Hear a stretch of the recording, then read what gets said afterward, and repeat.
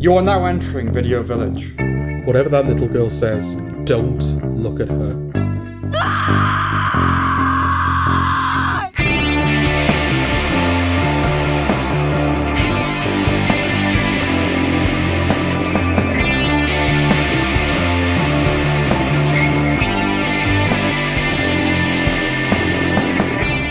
Coming up, Sam reviews Film Club, Riot Women, Roofman, and The Strangers Chapter 2.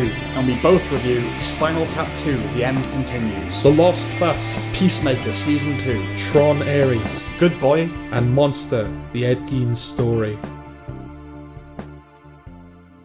That was weird, wasn't it? You looked! Why did you look?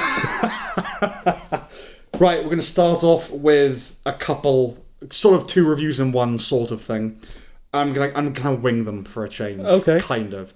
So Film Club is the first one. Right. It's a 6-part BBC comedy series about a girl played by Amy Lou Wood who hosts an annual film club in the garage of her mother's house because she's had an unspecified nervous breakdown like in the last year or so, a couple of years, and she can't leave the house anymore. Okay. So she hosts an annual film club where her best friends come over, they watch films, and they dress up as the characters. She kits out the garage in regalia from the films. But it's basically a love story between her and her best friend, who just haven't admitted it to each other. Like this unrequited, not even unrequited, yearning, longing. Yeah. The Great Yearning. The Great Yearning. Not exactly. Okay. It's charming in the way that Amy Lou Wood is charming. It's very much channeling her. It's her, she's one of the writers. Oh, okay. It's her All show. right. I didn't know she wrote as well. I think this is her first thing. Okay. With somebody else. The constant film references grow a little tiresome. They're always quoting films with each other. And You mean that's what we just did? but this thing, it's a mainstream film club, right? So they're watching Wizard of Oz and Shawshank Redemption. Okay. Not cult hits. What else? What else would they be watching? Jurassic Park? No. No? Back There's to a the lot Future? of mainstream films. Do they do Back to the Future? They might well do Back to the Future. Okay. Yeah. I'm So just trying to it's think, what film has strong iconography, but that's also achievable, on an amateur level, in terms of Yes. them dressing up and everything. Yeah. Well, I mean, you wouldn't think it's amateur. I mean, she really goes. Oh, she really goes the for whole- it. Ghostbusters? No, but that could be something. Okay. Yeah, it doesn't want to alienate anybody, right? So all the films they watch, most of the audience will have seen probably. Okay. But they're always doing impressions and quoting is I don't know, even us as film fans, I don't think we do that that much, Okay. So that felt a bit tiresome. It's crowd pleasing, bit of humour, bit of sad, bit of melancholy, and that long term yearning. Saran Jones again, she plays her mum, and Owen Cooper in a small but significant role. Okay. The boy from Adolescence. Yeah. He doesn't play the dad, does he? He does not play the dad. Okay. The dad's not in the picture. Right, okay. It's possible, I was thinking, because he's been in Adolescence, this, and Wuthering Heights coming up. It's possible I'm going to see everything he's in now until I die. Oh, right. Okay. Right? If he just keeps on acting, Yeah. that's a possibility. And I don't know anyone else I can say that about. Okay. Jacob Tremblay? He's been in things I haven't seen. Okay. But I'm sure Owen Cooper will be in things I won't watch. But that was a weird. He's only made 3 things, and I'll have watched them all. Yeah. So yeah. Okay. It goes for the mature ending in the scenario, but it ultimately opts for the romantic one that we want. Okay. Right. Even if I didn't particularly care for the guy Naban Rizwan, I think is how you pronounce his name, his character. It's unclear whether there's going to be more, but there needn't be if they don't want to. Right. But they could easily do more. Okay. And then the other show is Riot Women. Do you know about this show? Is this I was going to say Sarah Lancashire, but she stars in it. The Happy Valley writer, right? Yeah, Sally Wainwright. Yeah. It's about a group of middle-aged women that start a punk rock band. Okay. Not Riot Girl, but Riot Women. So it's about them, dealing with menopause, all that kind of stuff. And then there are kind of 2 main characters, Joanna Scanlon and then this woman, Rosalie Craig, who is just going through a lot of shit. She comes from this sort of criminal family. In the final scene, we meet the dad in prison, who's played by Jonathan Pryce, who doesn't have dementia, as far as I can tell. Oh, right, okay. But yeah, and she's in abusive relationships, and she had a kid when she was 12, but had to give him up. And it's dealing with all these middle-aged women. They're we're going to express our rage, and the fact that no one sees us anymore through punk music.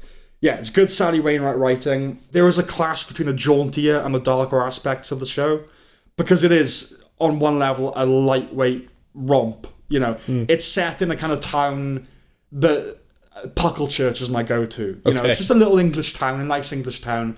But, like, yeah, it deals with domestic abuse and rape and incest and all this stuff. All right. Yeah, it's a show that's a bit afraid of men. Okay. Right? And obviously, male violence against women is not a new theme for Sally. She's dealt with that a lot, obviously, Happy Valley. Yeah. So there's obviously something there that she's trying to exercise. But mostly it's the kind of feminism that we can get behind. It's that kind of, they wouldn't like girl power because they always correct, like, we're women, not girls. But it's like old school, like, yeah, go on, girls, girl power thing. Okay. That we can all support. Their music isn't compelling, but it doesn't need to be. It's that they're doing it at all. You know what I'm saying? Yeah. We have reliable staples across the board with the cast. So, like I said, Joanna Scanlon, Rosalie Craig, who I hadn't seen before, but I think she's like a West End star. Amelia Bullmore, Tamsin Gregg, Lorraine Ashbourne, Anne Reid, Sue Johnston. It's just anyone she wanted, she clearly got. Yeah. Saran Jones is conspicuous by her absence. Okay, right. Peter Davison's in it, you know, an old doctor. Oh, yeah. Peter's Eddie knows him. Yeah. Playing a creep who gets thwacked in the nose. So I want Eddie to ask him about that role. Because he walks up to Rosalie Craig, this woman he doesn't know, and is like, I'd really like to fuck you. And she punches him in the nose like, all right, Pete, that's a bit new for you. There will probably be more, and let's see what happens. Okay. But for now, they're both recommendations. Oh, right, okay, because I thought the fact that you were going to wing it, to me that suggested, they neither were interesting enough to warrant making notes on. No, I made note they didn't warrant a full-throated written review, you know? So yeah, there. I'd recommend them, but, you know, then neither of them are masterpieces. Okay. They're just, one's nice and one's nice and then sometimes not. But they're both good. Yeah. Okay, Roofman. Are you familiar with this? I think I am, but tell me anyway.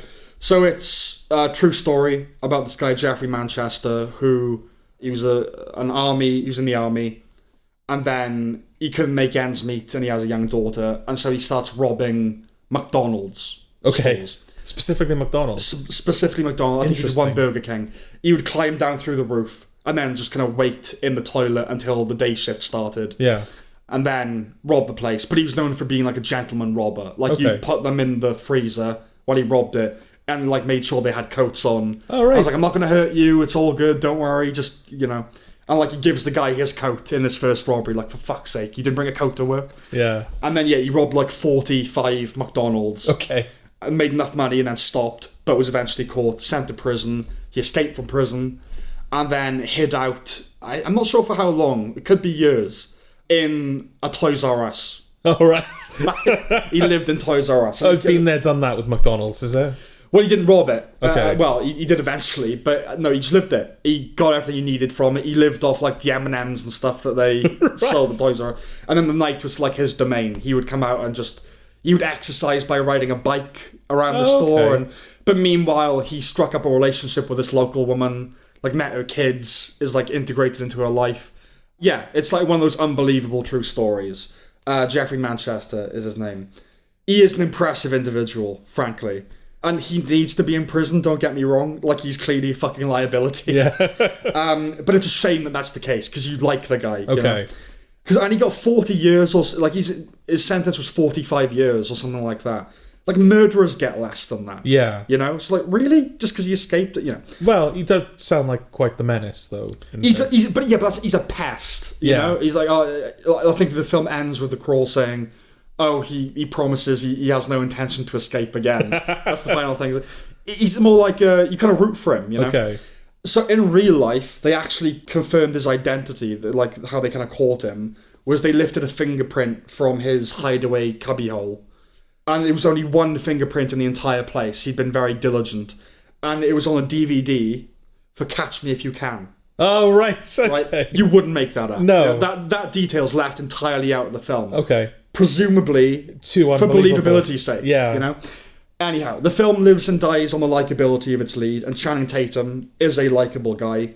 You don't notice his acting. He's deceptively good. Not great, just deceptively good. Okay. Because rom-coms and comedies are one thing, but Foxcatcher, for instance, there was a novelty to his serious acting, right? Like, watching it had a forensic component to it.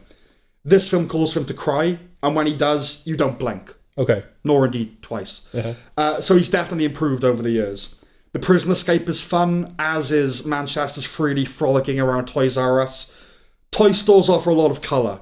Corporate or otherwise, I enjoy the look of them on screen. But there's a throwback as it goes. Not just the existence of Toys R Us, but toy stores. Yeah. You know? Like, what an archaic notion. I want to highlight one moment in the film. Towards the end, Manchester robs the Toys R Us he's been staying in.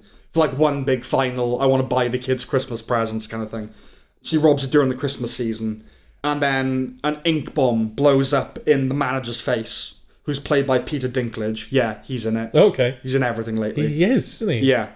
And Peter Dinklage emerges from his office stumbling blindly, like his eyes all covered, and he wanders into some big decorative gift boxes in front of an inflatable Santa.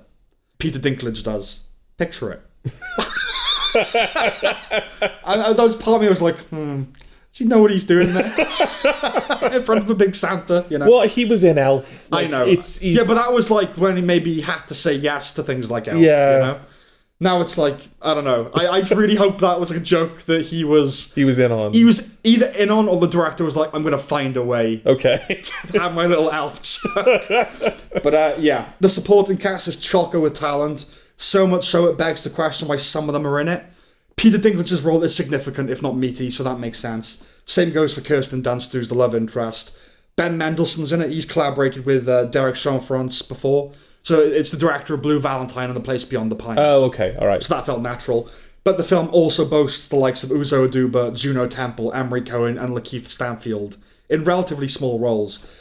It's a nice departure from Cianfrance's heretofore somber tones. Yes. It's quite an upbeat film, but it's ultimately a rather minor work. Okay. You know, it's quite fun, but I wouldn't heartily recommend it, really. Okay. Well, hopefully the reason he's kind of getting that talent is the same reason people flock to Wes Anderson films, is people start to recognise that he's made good films. He's a good auteur to work with. But it's been like 10 years since his last film, which was The Light Between Oceans, which wasn't good. Okay. Which was Fassbender and Alicia Vikander. But yeah, everything he's made up until this point has been like dour. The Blue Valentine especially is a bleak film. Okay. And Place Beyond the Pines is not a bleak film, but it's a dark, serious film.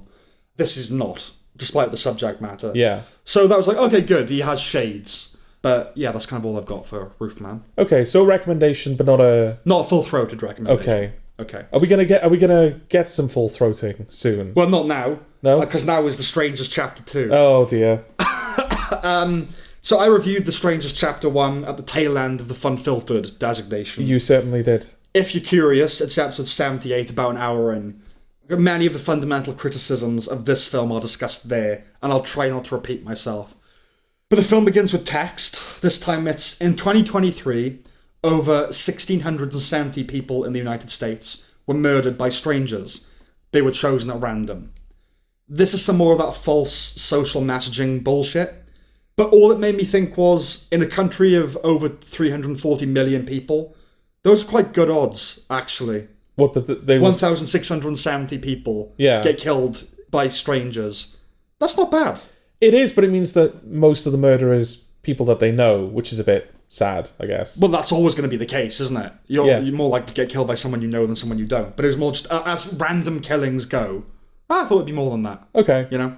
Anyway, so in Chapter 1, Maya, the lead, and her boyf, they break down in Oregon backwater. They stay at a cabin in the woods. They get stalked by 3 masked killers who kill the boyfriend and stab Maya in the stomach, hospitalizing her. That's the first film. Okay. This is the second film, Chapter 2. Maya's in hospital. The 3 masked killers turn up. She escapes the hospital. They stalk her around the woods and the vague surrounding area, which is basically population-free, apparently. She pops back to the cabin for a bit before leaving. She manages to kill one of them. To be continued. Okay. Right? Oh, and there's a bit in this somewhere where she grapples with a wild pig. The nihilistic... Well, I wouldn't know. Yeah, that just happens. Okay. The nihilistic retort from the first film, after the strangers are asked why they're doing this, is because you're here, right? Which follows in the tradition of because you are home and why not? Words meant to conjure the abyss. This entry's entry is, does there need to be a why? They really think that's big and clever, that whole thing. We get it. The problem is, they go some way to contextualizing the strangers in this film. We get childhood flashbacks leading up to the first murder. Right. So while their targets may have an element of caprice, it does somewhat undermine the Leatherface is simply their dread. Okay. Do you know what I mean? Also, they're not really strangers at this point anymore. They're still hunting the same people from the first film. Well, we don't know who they are. Okay. But we see them as two of them as children. Right. And their first kill. Okay. It's like, well, if you're going to give them context, surely that defeats the whole, well, for the fuck of it. Yeah, because, definitely, yeah. So I read a tiny bit on the production. I quote, following the release of the first installment, The Stranger Chapter 2 and The Stranger Chapter 3, oh, it's a coming, underwent a month of additional photography. It's filmed in Slovakia, by the way, that personality-bereft, pan-European forest aesthetic, to rework the films with audience feedback from the first film in mind. 1 week of the reshoots was devoted to Chapter 2, with flashbacks added to flesh out the villain's backstory. A camel is a horse designed by committee. Yeah, right? Okay. What better evidence do you need of, one, a stark absence of integrity? That's the true void at the heart of this franchise. And two, this is a horror film for non-horror fans. Oh, one thing I didn't like about the first film is that you never explained who they were. Yeah. Pitiful. Chapter 2 reminded me of Halloween 2, in part because of its initial hospital setting, but also that the first runs straight into the second. Okay. Right? Slasher just keeps on slashing. Except the first Halloween, of course, is good. In Chapter 3, which I'm sure will pick up hot on the heels of 2, the remaining two strangers will stalk him menacingly somewhere slightly different. So it's non-stop, if you like, but it's non-stop, drawn-out, repetitive, and tedious. It amazes me that people can make such dull horror films. Yeah. It really does. The strangers are not remotely chilling. Indeed, they make one hot with bored rage. They're like gnats, right? It's not, oh, please go away. They're, oh, fuck off. Yeah. Right? Night Agent Gabriel Basso, he pops up to play a maybe stranger without the mask on. Okay. He strives for intimidating, he achieves annoying. There's a bit where Maya has to hide in a mortuary cabinet with the body of her dead fiancé. That might have been something if they'd made it remotely as horrible as that would be. This new trilogy is being helmed by Rennie Harlin, who has made a lot of bad films, but 30 years ago, admittedly, he also made Die Hard 2 and Cliffhanger. Oh, right, okay. Which are not boring films. No. In fact, they're rather exciting films. Just a shame, that's all. But much like Chapter 1, Chapter 2 is devoid of any pleasure, guilty, dark, or otherwise. It's worse than the first. Oh, really? Yeah, it's worse than the first. Oh, do you know what's kind of amazing about that? Is that I know I'm speaking on your behalf here, and we've still got a couple of months of the year left. Yeah. But there's a good chance that that's not going to be reflected in the bottom 10, right? Because we've had such a bad year so far. We bring this up every time we talk about a bad film. Because it really bears repeating. Yeah. The competition might be too fierce for the worst Strangers film to be represented. I won't say where it is at the moment, but yeah, it's certainly not a lock. Yeah. Yeah, certainly not.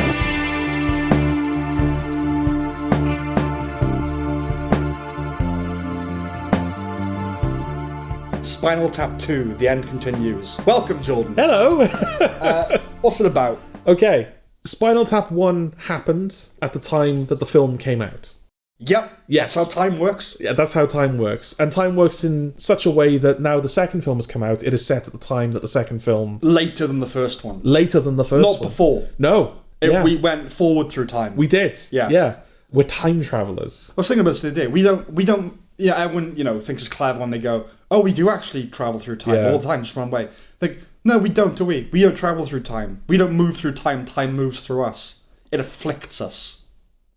So the second Spinal Tap is set, broadly speaking, now, and so all of the various band members, they're all older. Yeah, and that's kind of where we pick up in the story is that they didn't really do any concerts after the film came out. They did like a couple. After This is Spinal Tap. After This is Spinal Tap. Yeah, they did like Live Earth, and I think they show footage of actual gigs they performed in character. Right, okay. So they did a few, but they've got one more that they're contractually obligated to do.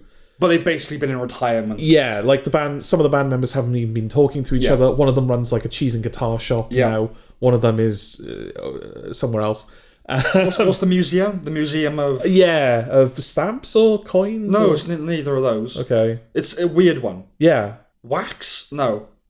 It's a weird type of museum. Why can't I remember what that is? This is kind of illuminating what we think of the film, is that we're struggling to remember details about it. Yeah. I'm not even being like facetious. I actually can't remember what... Yeah, when you have presumably notes in front of you even. It does not refer to what that museum is. No. But one of them runs a weird museum. A weird museum. Yeah. Yeah. And so they're being brought back together to do one final concert. Yes. And so the film is basically it's the same thing as the first one, where it's a documentary, like filmed as a proper documentary, but it's obviously not. Following them rehearsing for their final concert, which the film ends on. Yes. Sorry, I need to find out what it was. It's a glue museum. Glue, okay. Glue. All right. Yeah. And then the other one writes jingles for, like, call waiting. Oh, yeah. Right? Yeah. Okay. It's a good title. Let's give them that. The end continues. Yes. Okay. Spinal Tap II, The End Continues. And on the promotional tour for the film, Michael McKean, Christopher Guest, and Harry Shearer are great in interviews in character. They're good at riffing and improv. Okay. Yeah, look, I knew it couldn't possibly be as good, right, as the first one. And it isn't. There's some amusing stuff. I think I laughed out loud once. Okay. When David St. Hubbins started complaining about Paul McCartney throwing his weight around. I love Nigel Tufnell. Just seeing him again is nice. Harry Shearer's accent as Derek Smalls seems to have slipped somewhat. Okay. It has some long gap sequel problems. One of the characters is the daughter of one from the original. I'm done with that trope. Okay. Which leads me into Sam's Lexicentre.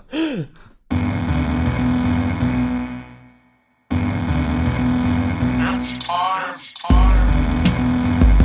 Sam, Lexicentre. Definition.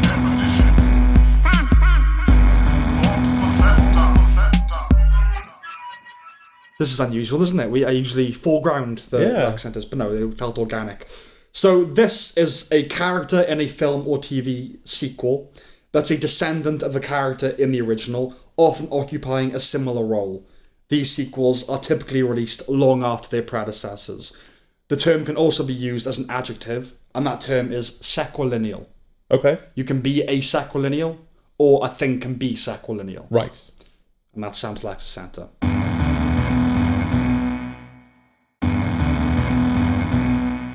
So really, it's a victim of the original's place in the culture, I think.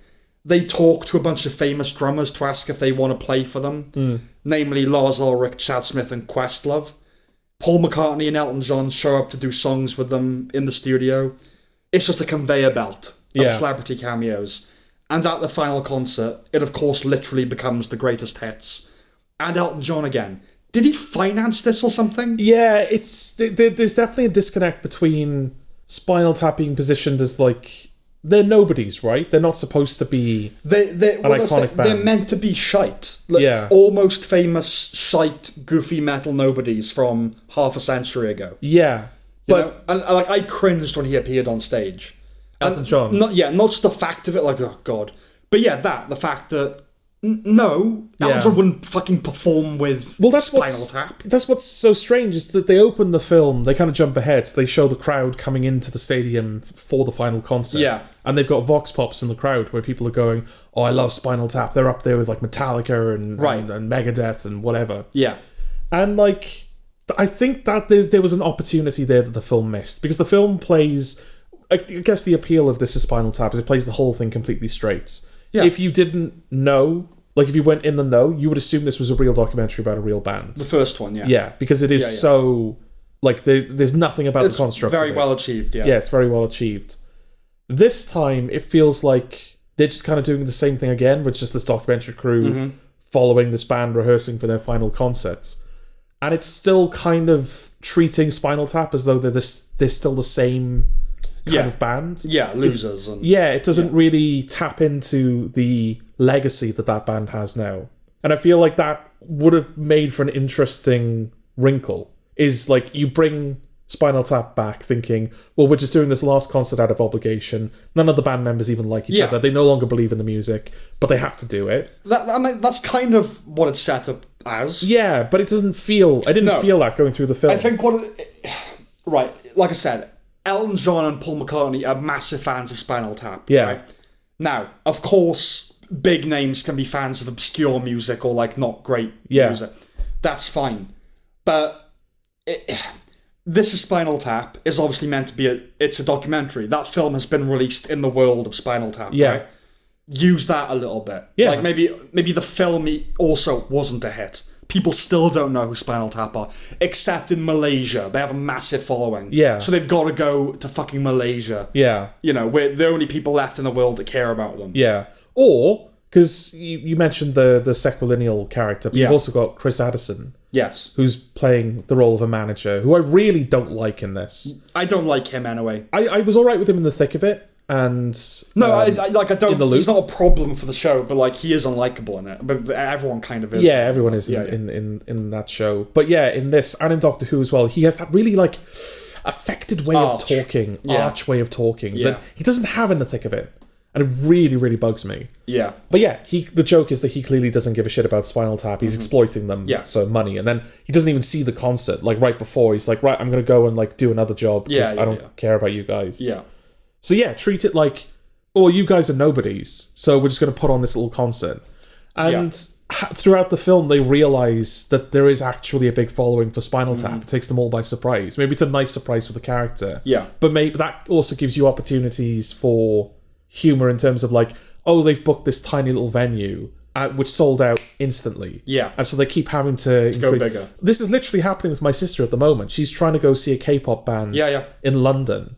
And they arranged a venue and it sold out instantly. So they upgraded to a bigger venue, which again sold out instantly. But they were selling VIP tickets that didn't allow for general admission. So a lot of people have bought tickets that doesn't actually let them into the concert. Right. Okay. So they've now had to upgrade the venue again. Yeah.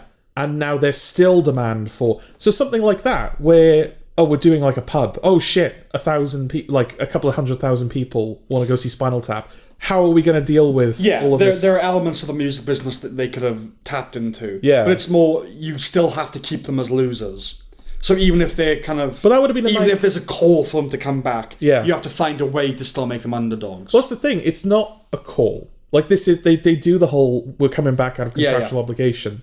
The demand to see Spinal Tap one more time is a surprise to them. Yeah.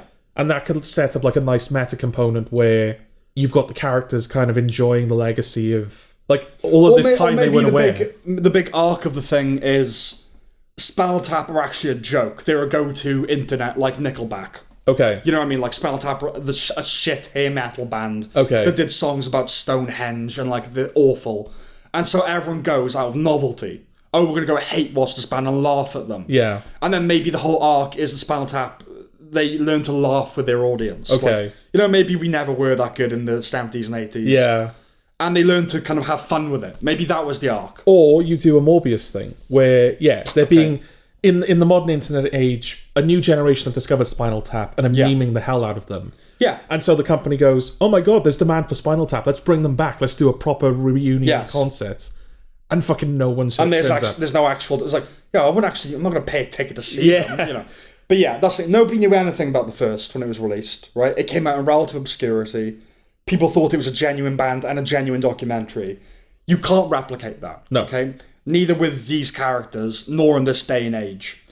It's not as convincingly made as the first anyway, because they're all getting on a bit now and they're not devoting the same attention to verisimilitude. Like, fuck it. Yeah. Just do jokes. As a general rule, you shouldn't resurrect things like this.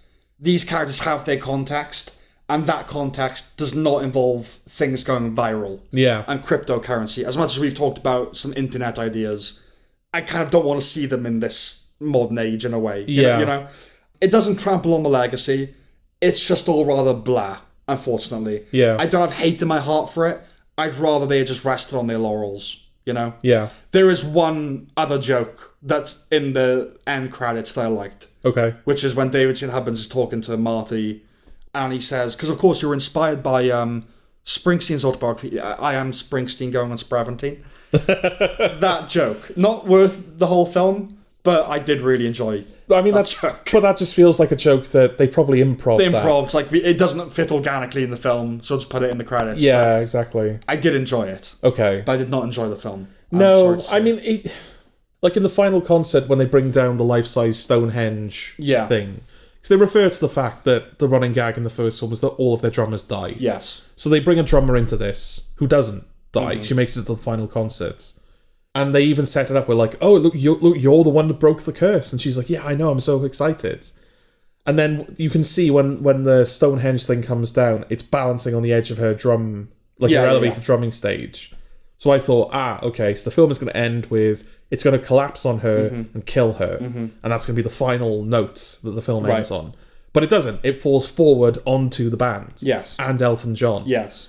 And they end up in hospital. It doesn't kill them. They're just in hospital for like a scene or two. Yeah, I think I would, if I was going to do this, I would go out with a bang. Yeah. You know, like in... No more Spinal Tap. They killed them. They're dead. They died rock and roll. You know? Yeah. But because that's a good inversion of the joke, is that, the drummer's the only one that survived. Yeah, but the film actually ends with, the end credits end with, he's talking to the drummer and she starts choking on her food. Yeah. And so he starts applying the Heimlich maneuver. Yeah. And it freeze frames and that's the end. Yeah. It's like, well, hang on. I thought this was a documentary. What documentary would fucking end with a freeze frame? A comedy would do that. Yes. So it doesn't really know. Whereas in the first film, it's like an incidental detail in the final concert. The drummer blows up.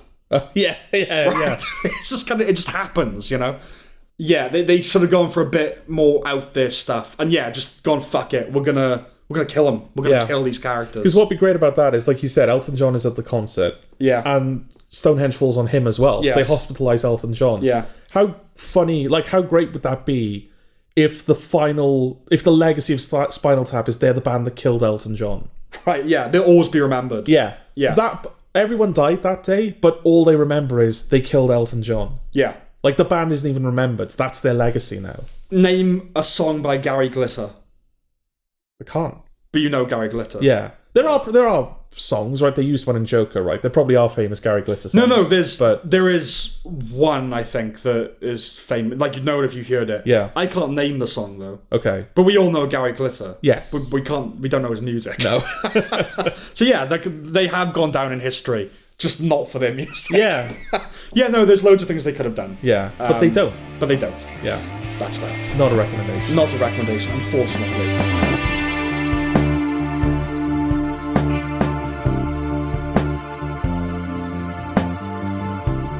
The Lost Bus. What's it about? Matthew McConaughey. Yes.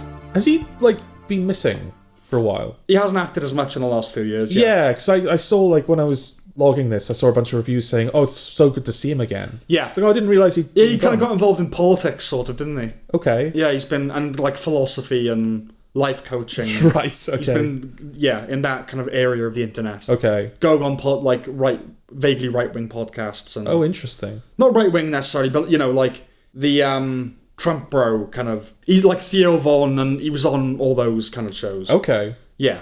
He's from Texas, All right. He's that kind of... He's from Texas. I'm a Borat. I'm from Texas. Anyway, he's not doing that at the moment. He's doing this film, which is a film about a specific Californian wildfire, right? Yeah, a town called Paradise. A town called Paradise. Yeah, there's a wildfire that basically consumes the town and the surrounding area. He is a school bus driver who is, down on his luck. His son hates him. He's not, performing well at his job. But he is in the area when they need a school bus to evacuate these school children. So he picks them up, and while trying to evacuate them, they get surrounded by wildfire. So it's about them trying to make it to safety.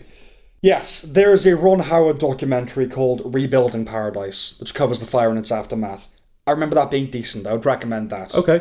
So News of the World, which was Greengrass's last film, I think, that saw him rein in his handheld style. Yeah, this is Paul Greengrass. For something more still. This is back to what he does best. Yeah, no, he's full handheld here, aren't we? Down to those trademark zooms and, the whole business. But the DP isn't Barry Ackroyd this time. It's Paul Ulvik Roxeth. Interesting. Who shot 22nd of July. Did you ever see that? I don't think so. No, okay. His film about Anders Behring Breivik, that's shooting in Sweden, Norway. Yeah. The film has that unique Greengrass feeling of responding to chaos, right? Call centers, maps, professional disagreement, responders mobilizing. It's claustrophobic, dynamic, tense, exhausting, really. Yeah. It makes you want a cold shower afterwards, because that's a sexy inferno. And to deeply... The inferno's hot. Oh, exactly. And to deeply inhale fresh country air. The Lost Bus is a perfectly functional title, but it does negate the whole fire angle. So, some alternates. Lost in Paradise, still flame-free, but my favourite. Yeah. The wheels on the bus go tss. Right. And let's face it, Hot Wheels. Incidentally, you wouldn't make that up, would you? The dramatic irony of the town being called Paradise. Absolutely, yeah. If you'd like, have the script, fuck off. Yeah. Not quite Paradise. Matthew McConaughey is a good, grounded leading man, and America Ferrera, who plays the school teacher, she holds her own in their reverse Speed scenario. Yeah. She doesn't warrant an Oscar nomination. It's not at that level, right? Besides which, I think it'll ultimately be too small fry for the Academy. Yeah. But it's an infinitely more deserving performance than Barbie, for instance. Okay. It's just how lazy they are. They just pick their films and stack the categories, don't they? Yeah, yeah. The personal drama is maybe the weakest element of the film. Sure, you get a small lump in your throat when he reunites with his son. Yeah. But that domestic strife hits 10 very quickly. Like, he goes home to his son, he's like, yeah, you're not in school. He's like, no, fuck you, I wish you were dead. Yeah. You're like, oh, Jesus, okay. Especially since we find out later in the film that the reason that hit McConaughey so hard, Yeah. other than the fact just, like, your child wants you dead, Yes. was that he said the exact same thing to his father. Right. So it's like, oh, my son is basically me, and Yes. I can't believe I did that to him. And Right. Yeah, it feels like it's an unnecessary layer. It doesn't display the best writing, No. frankly. Greengrass is a much, much stronger visualist than a penman. Yeah. Because he co-wrote this. There is unfortunately some CG, Yeah. notably the pylon, what starts it all, planes, and the wide shots of the conflagration. Yeah. Now, I don't think either of us are expecting them to actually start a wildfire No, to film in. of course.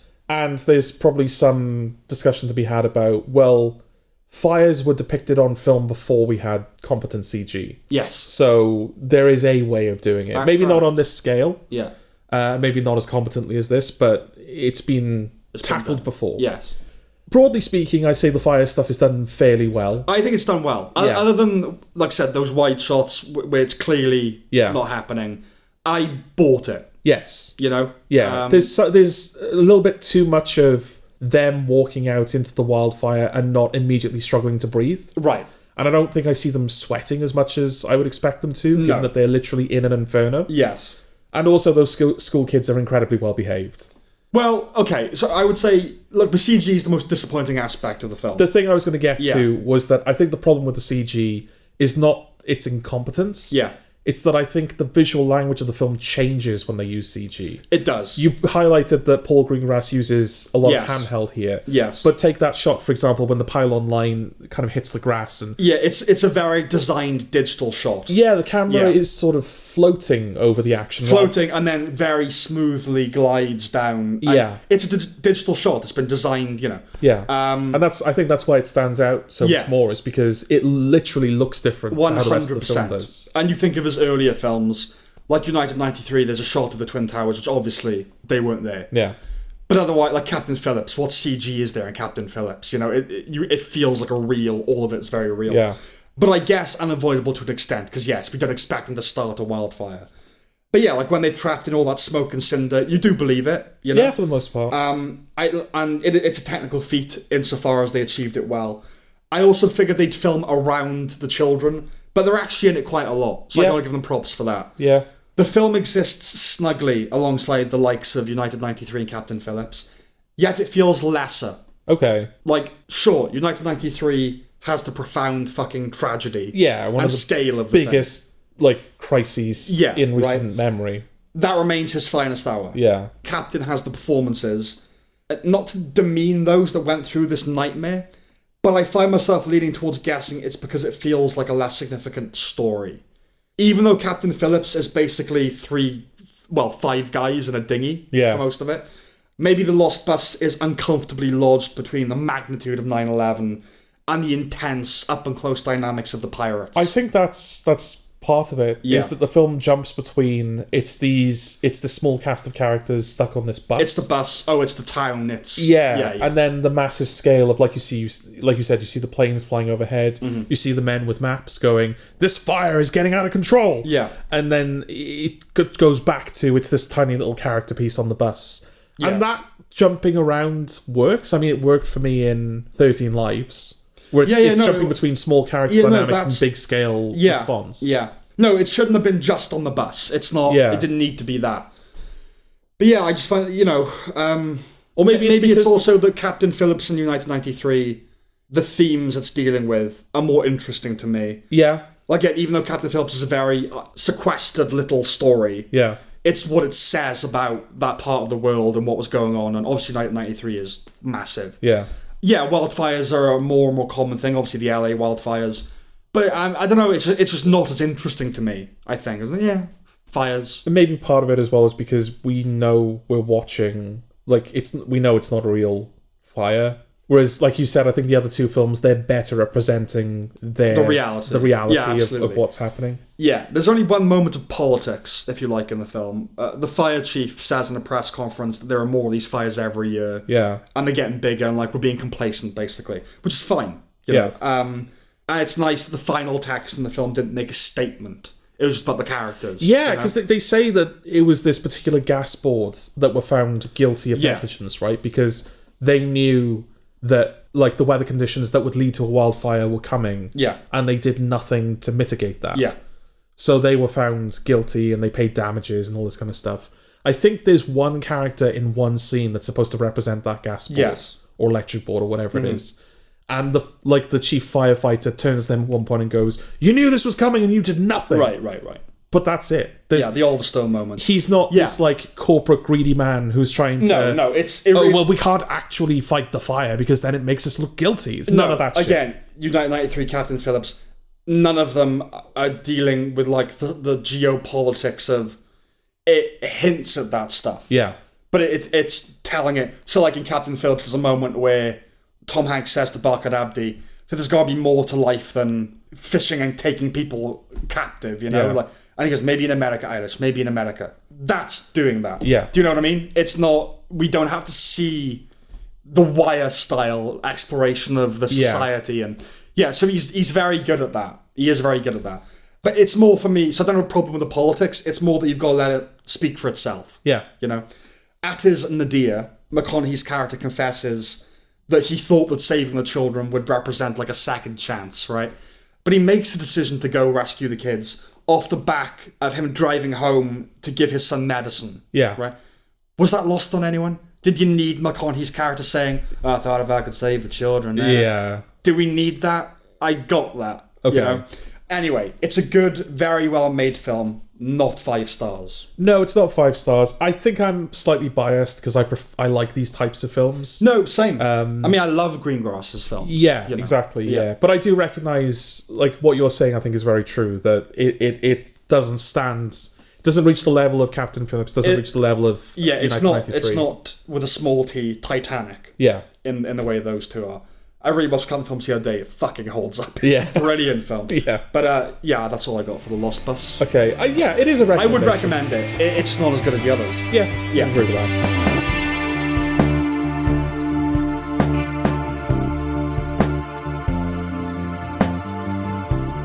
Peacemaker Season 2. Yeah. What's it about? What's its context to the DCU? Oh, we're doing all of that, are we? Well, we don't have to do all of it, but just like, what is this thing? Okay, so Peacemaker Season 1 happened. Yes. No, really. No one can say it didn't. No one can say it didn't. Yeah. We get a little recap at the beginning of Season 2, showing us clips from Season 1, and then showing us modified clips from Season 1. Right. To fit it more comfortably into the current continuity that James Gunn is building.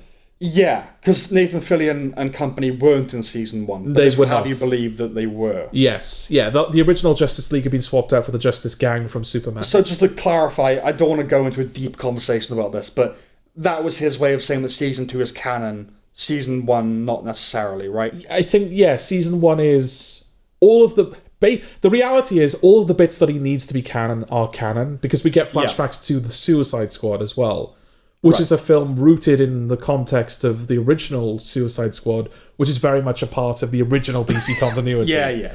But I think I saw, because he's been tweeting a lot. He seems to be like very willing to respond to people on Twitter. He is very engaged in the fan community, which is both a good and a bad thing. Yes. I think. But I think I saw something like him saying that he thinks of Peacemaker Season 1 as a like an unreliable telling of what happened. So those events did happen. Right. But there are aspects of them that have been quote-unquote misremembered. Or something like that. That sounds like cake and eating it to me. It certainly does. But okay, whatever, you know. I mean, I have my problems with the first season of Peacemaker anyway. There should have been a hard reset. Yeah. Superman is the first one. Nothing that came before matters. Yeah, but then you equally go, but James Gunn... I work quite hard on the Suicide Squad. And that's fine. No, I'm not. Look, you can only care so much about these things, right? Yeah. And I don't. Yeah. Frankly, I don't care about. Or to say that, there was a weird thing that happened there. Yeah. Where they kind of went, season 1 happened, but with not. Yeah, but it didn't happen the way you remember. Exactly. Okay. Yeah, exactly. So it's a TV series, so we take recaps for granted. Yeah. Right. But wouldn't the films and indeed the MCU benefit from doing this? Absolutely. It's not something we're used to in cinema. You don't see that on a cinema screen, right? But it would somewhat quell the feeling that one has to watch everything to stay informed. Yes. And it would hardly hurt their bottom line. Enough people are still going to watch whatever they pump out. Equally, if I see some stuff in the previously section that looks cool, I'm going to be tempted to seek it out. Yeah. So it's not going to hurt either way, right? No. Peacemaker is the role that John Cena was born to play. Yes. Shall we say what... We didn't actually... Oh, we didn't actually say what it... Yeah. Yeah, okay, sure. I mean, the problem is that, a lot of it is because this is the second season of a show, but also the continuation of a continuity that was started by a film. Yeah. We're already kind of at the point where there's a lot of details to put into place. But that's when I said explain the premise, that's kind of what I was talking about, like what's its context. Okay. But in terms of story. Yeah, in terms of story, in the first season of Peacemaker, it's revealed that he and his father have this kind of pocket dimension in their cupboard where they store all of Peacemaker's equipment that allows him to go out and fight crime, be a vigilante, be a villain. Because Peacemaker is a villainous character. A villainante. Yes, because there's a character actually called Vigilante and it's not Peacemaker. Mm-hmm. And now in the second season, it focuses more on that pocket dimension. Yeah. Because Peacemaker, John Cena, finds himself wandering around there one night. He finds a door that leads to an alternate dimension where his father and his brother are still alive. The three of them are considered to be heroes. Mm-hmm. There's absolutely nothing wrong with it whatsoever. Yeah. Nothing to be suspicious of. Yeah. And he has a tussle with himself, which ends with... it allows him to take his own place in that dimension. Yeah, he kills himself. He kills himself, yeah. Spoilers. It's the first episode. It's the first episode. And you see it coming. Yeah. As soon as the other Peacemaker shows up, it's clear that that's where it's going. Yeah. So the season is he's disenfranchised in his own dimension because he's not being given the opportunity to join the Justice Gang. Yeah. He's kind of been put in the black books by Amanda Waller after the events of the first season. Everyone in that group is kind of on at their nadir. They've all splintered and some don't talk anymore. And so he's kind of feeling the pull towards that alternate dimension, the true nature of which is revealed later on in the season. It's not a good place to be. Yes, we will get there. We will certainly get there. John Cena. Gunn said that he noticed Cena's acting had improved between seasons, and I'm inclined to agree. Yeah.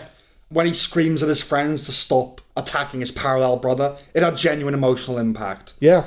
Much like Aaron Sorkin characters, the ensemble has a similar mode of speech. They all have a kind of unified sort of vernacular. That's fine. At least it's a voice. Yes. If anyone stood out to me, it was Tim Meadows. Okay. I liked him in this season. Right. Freddie Stromer can definitely be annoying. He was a replacement because the first actor wasn't working, so imagine that. Which one's this now? The one you don't like. Vigilante. Is that Vigilante, yeah. Oh, his friend, Peacemaker's friend. His friend, yeah. He was a replacement. Yeah, it feels too much like they're trying to do Deadpool, and I don't like Deadpool. Yeah. So to have to put up with discount Deadpool. Yes. Yeah. Dispool. Michael Rooker rocks up, of course. I know he and Gunn have an ongoing working relationship, but I'm sure you're pecked to death by eagles would have been a sufficient invitation. Yeah. Is this going to be the running gag for him? Is that Michael Rooker just turns up in a film to be murdered? It's his Kenny. Yeah.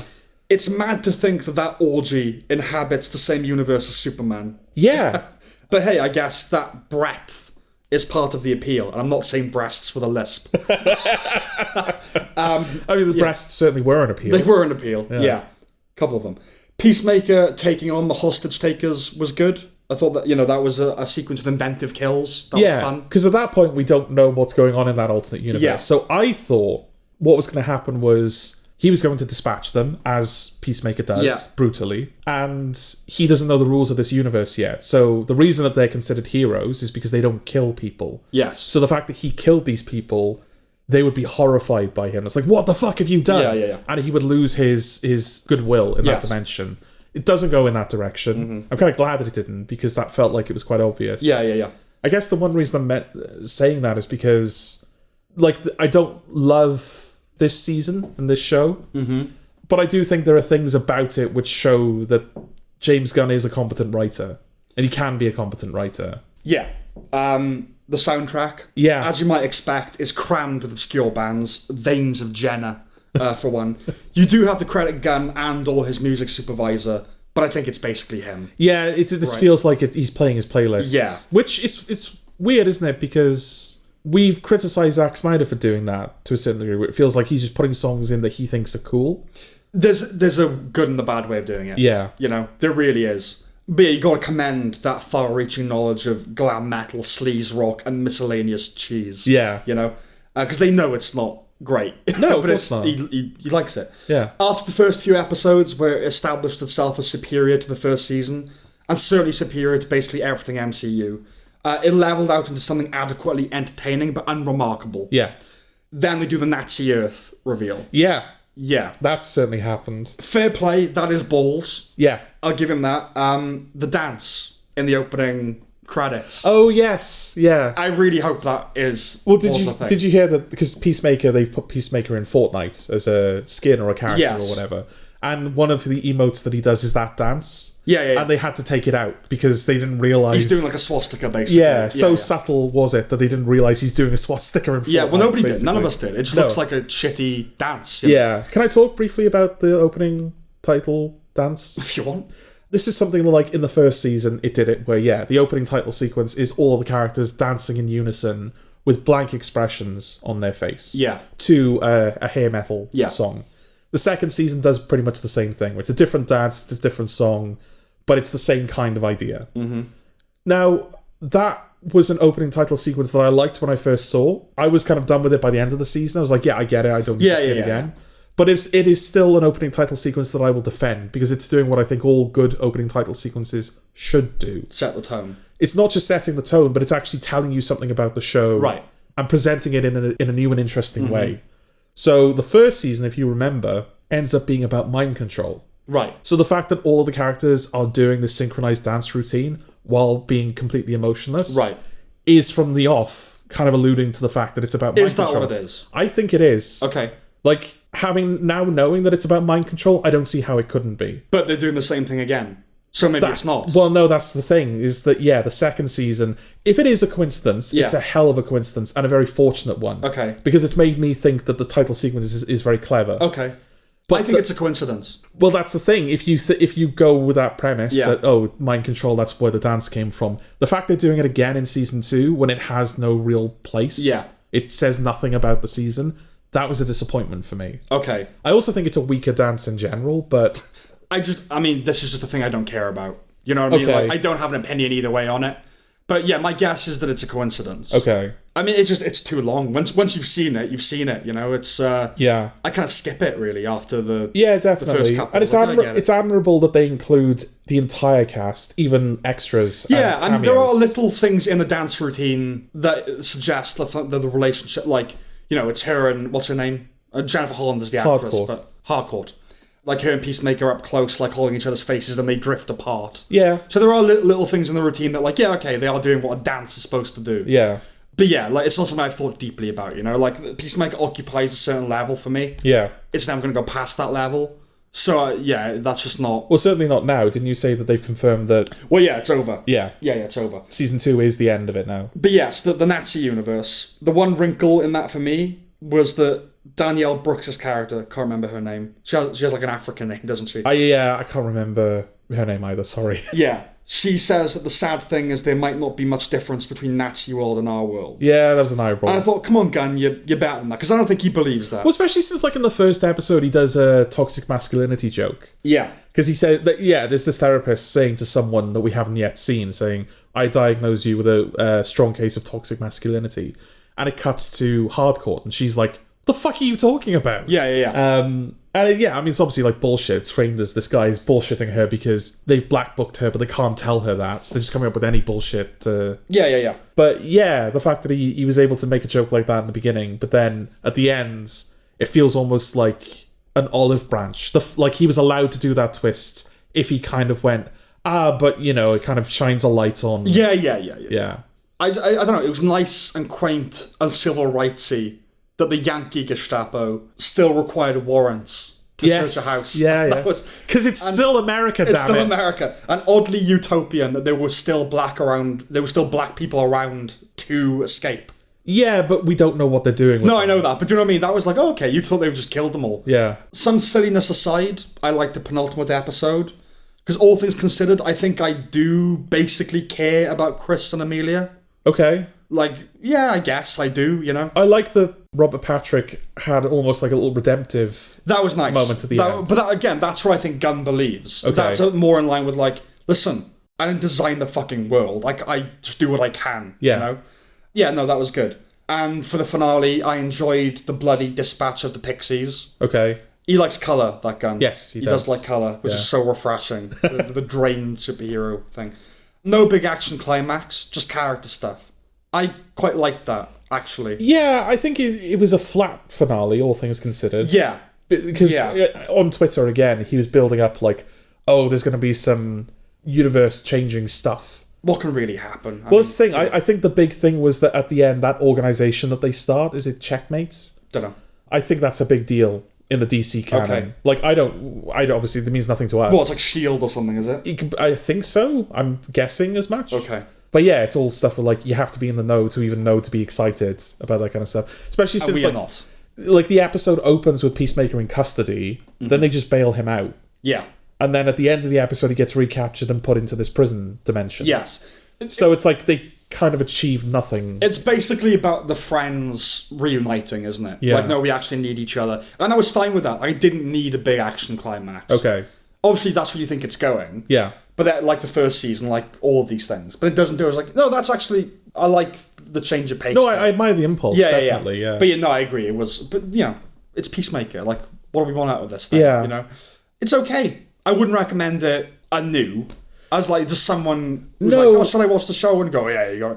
So, well, if you want. Yeah, but the problem is that it's kind of vital if you're going to be following the story of DC going forward. Like, it starts out where it feels like you got that scene where he's trying to audition for the Justice Gang, and they're just, like, not even interested in him. I like that. And from there on, it feels like, oh, now it's going to go off and be this little story over here. Yeah. Where, he's having orgies because he's depressed, and Yes. then he finds another dimension, so he kind of... It's all, like, character stuff for Peacemaker. Yes.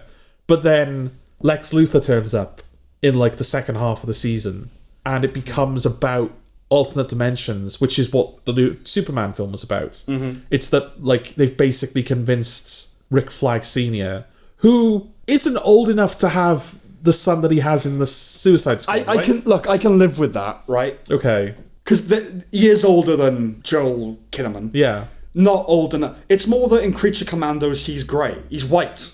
Yeah. And that's canon, right? Yeah. I don't know what... Look. We need to kind of, I don't know, maybe put on canon talks. Yeah. Have to maybe just go on the shelf forever now. I don't know, but... Because we don't even care. No. I'm not pretending that I don't. care. I legitimately don't care. I care in that it bothers me that this is not a clean slate. Yeah, when it could have been, and we liked Superman, and yes. I agree, but also, like, but how much do you care? You know, it's like... It's tiring. Anyway, yes. But yeah, the Superman... All the stuff that happened in Superman ends up informing the second half of Peacemaker. Yes. And it seems like whatever's going to happen to John Cena, now that Peacemaker the show is over, that character is coming back in some capacity, presumably, but in a different project. Lanterns. Maybe probably. Lanterns. Yeah. So you're going to have to follow Peacemaker to know what's going on there. That's a shame, because if... I'm not excited about any of this stuff, but, like, it was James goes, like, okay, this could be good. Superman was good. And Lanterns, Damon Lindelof is involved. Yeah. So, like, that's a show that I'm looking forward to. But if it's really tied up with the DCU stuff, it makes me less interested. I just want something that stands alone, you know? Yeah. But we'll see. Okay. We'll see. Because it is Lindelof. Yeah. So, that it? Yeah, I broadly... It's broadly not a bad thing, but not broadly not a recommendation. Which I guess is an improvement over the first season, because we both soured on that, Yeah. we, as we were watching it. Whereas with this one, we stuck through it and see its merits. Yes. Yeah.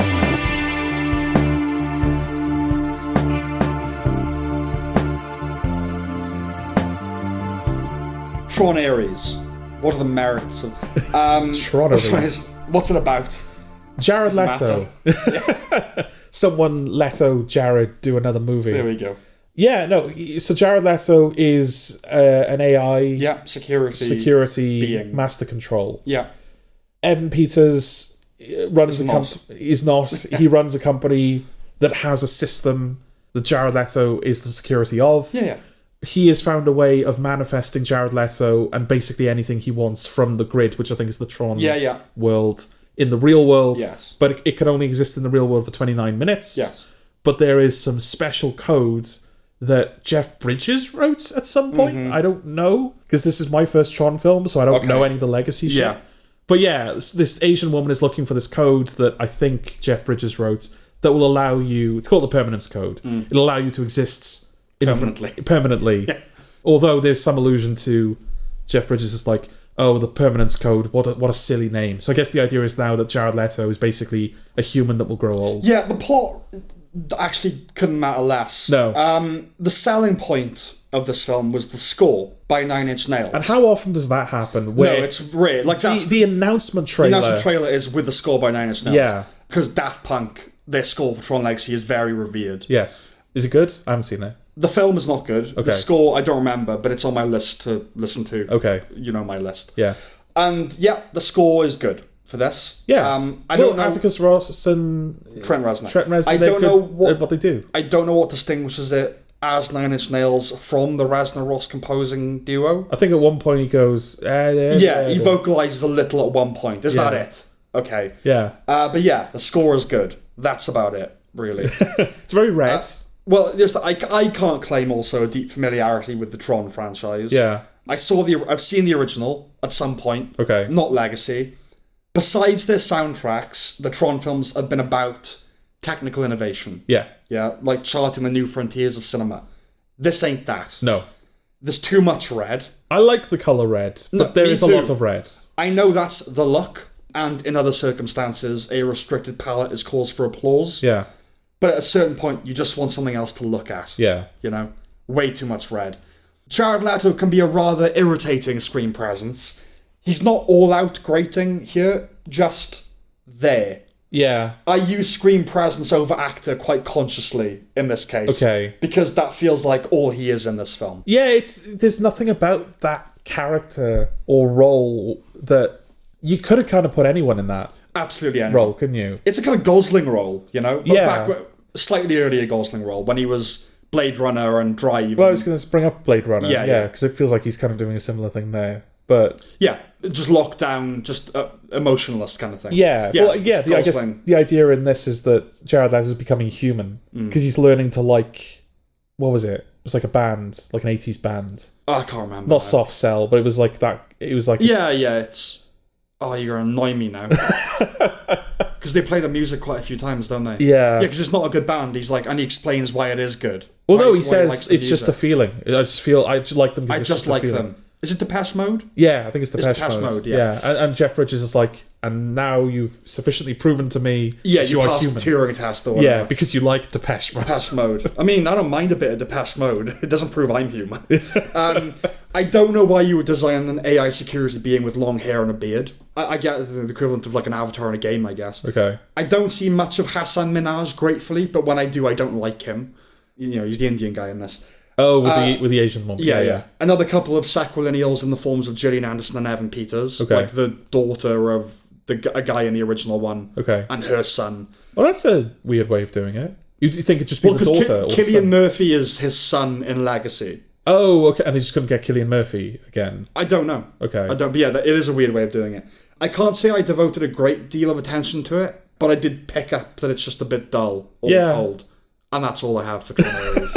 It's the big nothing, really. It's interesting because this seems to be...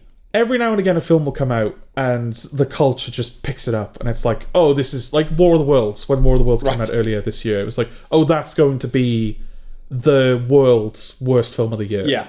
Tron Ares now seems to be a competitor for that type. Yeah. I wouldn't agree with that. I also don't agree with that. Don't get me wrong. I dislike it immensely. It's rubbish. Yeah. But it's run-of-the-mill rubbish. Yeah. Yeah, I've seen some people say... It's because what it is, it's clickbait, but it's also... It's an easy go-to because there's a contrast. And when there are contrasts, people like to exaggerate. So, the year's best score in the year's worst film. Okay. I mean, I can't think of it's probably not the year's best score. It's good, but Sinners would be a good competitor. Yeah, Sinners probably, yeah. Well, I'd have to think of other ones. Yeah, I'd have to think. But, like, yeah, it is a good score. It's not the year's worst film. No. So that's all it is, right? It's not that bad. It's just rubbish. Yeah. It doesn't even figure, again, back to that conversation. It doesn't figure in the worst. Well, Nowhere yeah. near. No, absolutely. But, I think it speaks to... it might also speak to... The year. Not just the year. Yeah. We're having the conversation again! As I said, yeah. But it might also be a case of these people are not watching... Of course. ...as much stuff as... Of course, yeah. Because, like... They're watching the big cinema releases, and, it probably is one of the worst. Yeah, I mean, that regard. You probably, like, Minecraft, it's probably about the same level as Minecraft, The Electric State, which are big films that everyone would have seen. Yeah. And will be on everyone's lists. But we've got, like, The Ritual and The People's Joker and, like, all these... Yes. We got these other films that I don't think a lot of people are aware of that are trash. Yeah. Yeah. Complete trash. Yeah, it's not a recommendation. It's not. I get... Because I've seen a complaint, one of the major complaints being, it's just Tron in the real world. Well, that's not a bad... Like, that's a good hook. It feels like that's something I would explore if I was given a Tron film. Absolutely. It's like, okay, so it's always been in the grid. Yeah. Well, what does that look like in the real world? Yeah, you gotta do grid stuff. Yeah. But what does it look like in the real world? Yeah. They don't do anything with it, and it doesn't save the film at all. Oh, also, I knew original Tron was coming. I knew that was going to happen. I was like, you can't get away with it. In the postmodern world we live in, there's going to be an 80s Tron sequence. It made me think of Doctor Who. Like, around the time of the 50th anniversary onwards, they started to reuse the original sets, but kind of polished up so they look good on HD cameras. Yeah. So, like, whenever they go into William Hartnell's, like, pure white TARDIS with the simple design, that's what I was thinking of when I saw 80s Tron.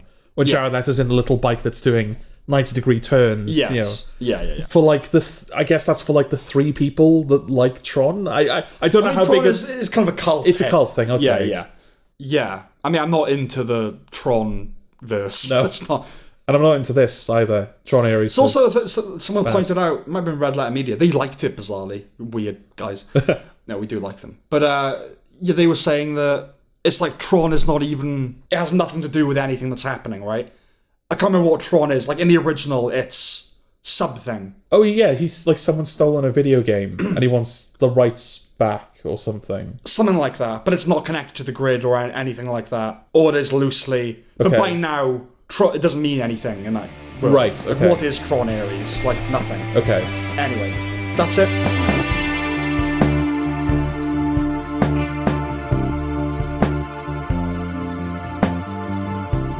Good boy. Good boy. What's this about? It's about a dog. Dog. Horror film about a dog. Dog. Yeah. Yeah. I don't think we need to. I think no, that's literally it. The plot will become clear as we go through the review. Yeah. The dog in question, Indy, is a good boy. It's a Nova Scotia duck tolling retriever. Okay. He is the director's dog. Yes, and he is a good boy. It's a good choice of breed. Yeah. Not a golden retriever, where I would fucking kick off if it was hurt, or otherwise be in constant agitation. Yeah. And not a shitty little rodent dog. Yes. They do later involve a golden retriever, with a neckerchief no less. And Indy is indeed a good boy. A good boy. If a rather paltry defender of the castle. This is the 3rd highest grossing Shudder film, behind Late Night with the Devil and In a Violent Nature, which employs a similar technique. Yeah. It reminded me of a ghost story too. Pooches will occasionally have little episodes where they fixate on something you can't see, which is an unsettling component of the dog. Yeah. And one into which the film taps. It is quite creepy. Yeah. Well, this is kind of... We've had conversations about horror films before, both off and on mic. Yeah. I can't remember what the recent example you gave was. I don't think it was in this episode. I think it was in a prior episode, where you said that you need to find excuses for your characters to stay. We might have been talking about The Home, where you were saying, like, it doesn't make sense that they would stay in that horror environment. Yeah, and I know that's a trope, a cliche that, like, everyone goes, oh, why... But no, you actually do need good reasons. You need good reasons why your character would stay in danger. Yes. Basically. Especially when that danger is so diffuse and abstract that you can't even comprehend what it is. Yeah. Making the character a dog makes perfect sense. Yeah. There's a clear reason that dog has to stay there. Yes. Because its owner is there. Yeah, it's a dog. And it's loyal to its owner. Yeah. It doesn't want its owner hurt. And it can see things that its owner can't. Yes. So there's another layer as well, where the dog is tapped into the horror, but the owner isn't. Yeah. So there's that threat where, like, even though you're both afraid for the main character, who's a dog, and who wants a dog to die, but you're afraid for the characters around it as well that aren't aware of what... Like, we know more than they do. Yeah. You know, exactly, yeah. It's a very interesting angle. Yeah. It's heartbreaking how dogs will just sit by the window indefinitely and wait for their owner. I'm not reviewing dogs, by the way. That's just a relevant moment in the film. It would be a glowing review, I'm sure. It would be a glowing review. A golden review. Yeah. And I know said owner is dying, but he's very unkind to Indy a few times, which was not cool. No. It definitely puts you in Indy's perspective, but it didn't nail it. Yeah. Right? It didn't make me go, yep, that's definitive. That's it, you've done it. Yes. In the way that Playground captured the child's eye view, or as an earlier draft of this sentence read, nailed children. I call that the Watkins draft. Okay, a sentence that is now snuffed out. Yeah. Okay. So we did a whole thing on Watkins in a very early episode of Fun Filtered. I felt a weird obligation to close the loop on him. Okay. He's dead. He's dead. He got killed in prison. Yeah. Anyway. Yeah, why do you think... Because I had the exact same thought where this doesn't feel like the definitive dog horror movie. Well, I was going to say, I don't know if this concept is ripe enough to spawn an entire subgenre. Yeah. Right? In the way that Prey could have, but hasn't yet. Yeah. But equally, I don't think this film did it. Yeah. And now it's out there, it'd be good for someone to build upon. I don't know. I suppose it just didn't... There's a lot you can do with a dog. Yeah. And it didn't. It's like the dog seeing things... And that's kind of it. That is the main tool they have in their arsenal. The dog looks at something and you're going, what is it, boy? Yeah. That's kind of the main source of... There's a couple of... What I liked about the jump scares in this is that they're not like poppy jump scares, if that makes sense. No. Yeah. Like when the guy is scurrying up the stairs, I think there is a musical sting, but it's a lot more subtle than usual. Yeah. But it's mostly creepy. And it is creepy. I was like unsettled and waiting for... something to happen, you know? But I wonder if... My theory is that the film is putting us in the perspective of the dog. And it does a good job with that visually because we never really see the faces of the human characters. It's always from the dog's level. Yeah, no, it does put you in the dog's... It does that well. But like I said, whereas Playground, it's like, they have just really got that right about this angle, looking up at them. And I didn't feel it did with the dog. Like, a lot of the time, you're just looking at the dog and just... So while you are the dog is the hero, it didn't film things in a way that was like, that's how a dog sees the world. Well, there's that. And I think also part of it is that while the film is telling us that we're seeing things from the dog's perspective, we're also human. Yeah. And therefore we can understand the humans in this film. Yeah. So when he's having a conversation on the phone to his sister. Right. And she's saying like, oh, you need to go back to hospital. We can figure out long before the dog would know that the owner is dying. Yes. Well, that's the thing. I mean, I knew what it was doing. Right? Yeah. It's basically a dog gradually comprehending and conceptualizing the illness of its owner. Yes. That's what the film is doing. But we can't do that alongside the dog. Yeah, we are there before the dog is. Yeah, absolutely. But it's the illness of his master, that dread manifest, right? More than anything, it's just sad. Oh, God, yeah. You know? Yeah. I enjoyed the end credits where they put the sinister score over footage of the dog with its head out the window. Yeah. And that's not meant to be foreboding. Like, they're just using the score they have. Yeah. But this was a bit of a clash there. I just think they wanted you to know that the real Indy was going to be fine. Yes. You know? But... So why make that sinister? Yeah, it wasn't... It is an odd thing to do, isn't it? I think you can't... Yes, silence, I guess, would have been the thing to do, but...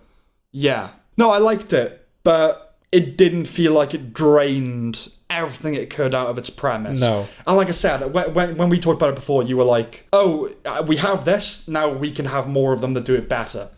I didn't leave this thinking, oh yeah, that's right, there's an entire subgenre of things we can do now. You just need one good dog horror movie that would do it all, you know? Yeah. Whereas like I saw someone the other day, it was like something on Facebook or whatever, it was Prey really should have been like, do Final Destination on a fucking pirate ship in the 17th century. Okay. I was like, yeah. You know, why hasn't that happened? Absolutely, yeah. I guess maybe it's just too obvious to do it so soon, but I'm sure they will happen. But I guess pets, maybe. Just pets in general. Pet horror films. Pet horror films. But I mean... a cat. Something awful happens, just leaves. Well, no, it's funny actually, because we've got our definitive cat film of the year in the form of Caught Stealing. Yes. And now we've got a definitive dog film in Good Boy. Whereas the difference being, and I suppose it fits for the animal, the dog is dealing with experiencing all the stuff that's happening to it, and the cat causes the film in caught stealing. It's its fault. Yeah. Yeah. But it doesn't... Well, no, it does get its leg broken at one point. It I was going to say it doesn't have any consequences Yeah. thrown its way. But it does, in fairness. Yeah. And obviously... It doesn't reap what it meows. Yeah, and obviously Indy's a real dog. We're going to commend that. I think there are a couple of editing tricks that are done to make it look like Indy is running when he's clearly not, and reacting to horror that isn't there. Yes. Because a lot of the film is just visual trickery, isn't it? Because Of course it is, yeah. they can get Indy to move to certain places, and they can And probably then get its Indy... head to turn over here. And, and they could even probably get him to bark now and again. Yeah. But like making him look scared and stuff like that. Yeah. That's on the film. That's not on Indy. Yeah. It's been very well received. Yeah. And I get it because it's a great concept. And just managing a dog, like the fucking realities and the logistics of that. But yeah, we have to also look at the film for what it's doing and what it is, and it wasn't definitive. It's not the definitive dog horror movie. Like I said, if I were going to tackle this concept, I think the one major thing at the moment I can think, well, I would do that differently is if we're going to be from the perspective of the dog, we don't just never see the faces of the humans. We can't understand them. Right. Yeah. Yeah, and this thing, it's... And I know that makes it very difficult. No, that I know means that. you have no means of conveying a story to the audience. Other than what the dog is experiencing. But isn't that kind of That's the point? challenge. It's... And you have to be organic, right? You have to let the story be what... You can't artificially insert things. Equally, we always complain about, it's a horror film in a fun fair. Why aren't they using everything in a fun fair? Yes. And if I was making a horror film about a dog, the first thing I would do is go on the whiteboard, write down, what's everything associated with a dog? Bones. Write down all the things. He didn't dig anything up, does he? No, you go, what's everything the dogs do, how much of this can I get into the film? Yeah. Like I said, not at the risk of diluting the organic procedure of the story. Yeah. But yeah, it's like, this is the dog horror film. Right, okay, let's just really tap into everything that this offers. Absolutely. And it doesn't. No. But it's good. Yeah. Yeah, it's a great start. Yeah. I'm looking forward to seeing what people do with it going forward. I agree. The concept. Yes. But as a starting point, it's commendable. It's a commendable film. Yeah.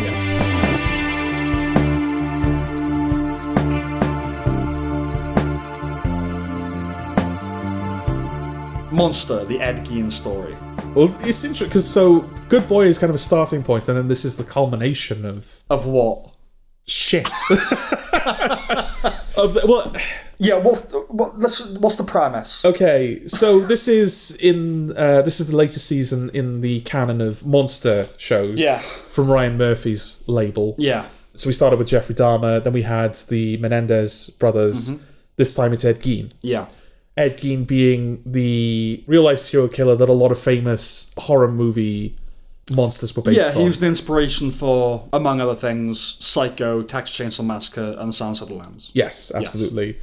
And so this show is the Ed Gein story, so it claims, where it's about, it shows us like a bit about Ed Gein's life, when he started killing, what he did after he killed. Yeah.